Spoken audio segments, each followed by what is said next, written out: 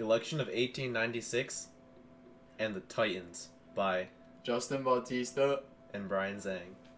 The Panic of 1893 brought huge economic struggles upon the country.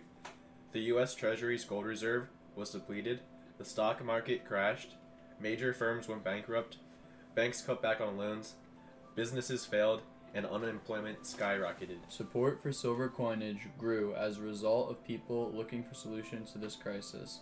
Democrats, such as farmers and poor citizens, tended to support free silver coinage, and a new party based on this formed, and they were known as Silverites.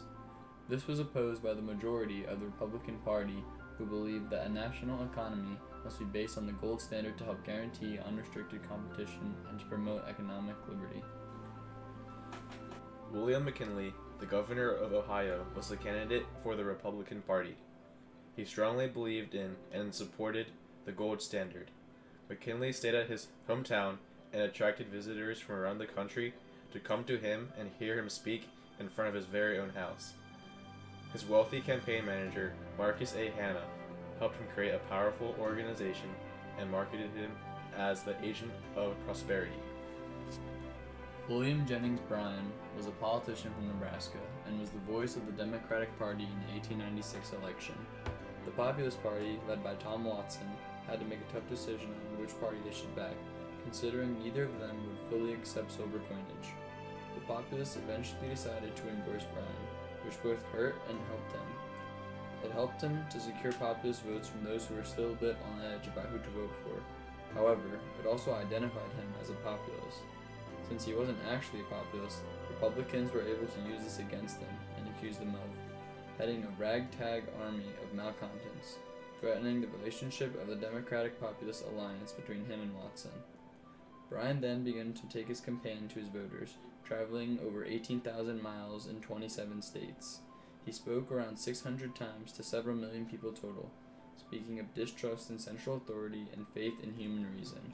The Prohibition Party split into two from this election, splitting upon those who wanted to expand further upon the ideals of their party and those who didn't. Joshua Levering was the representative of the traditional single-issue Prohibition Party, with Charles Bentley forming the National Prohibitionist Party, focusing on more broader issues. John M. Palmer was the leader of the National Democratic Party, which simply consisted of Democrats who were against the free silver movement. Charles H. Matchett was the leader of the Socialist Labor Party, which was just a nationally organized party of socialism in America. William McKinley had the support from industrial titans such as Andrew Carnegie, J.P. Morgan, and John D. Rockefeller. We'll tear down these trusts. Do you hear me, Carnegie? Do you hear me, Rockefeller? Bryan's emergence is the biggest threat the Titans have ever faced. He promises to dismantle their companies and to not rest until they're behind bars. Desperate to protect the empires they've spent their lifetimes building, the Titans throw their full support behind the candidacy of Ohio Governor William McKinley. The Titans wield more power than any group of men in American history, and they're about to use it. Much appreciated.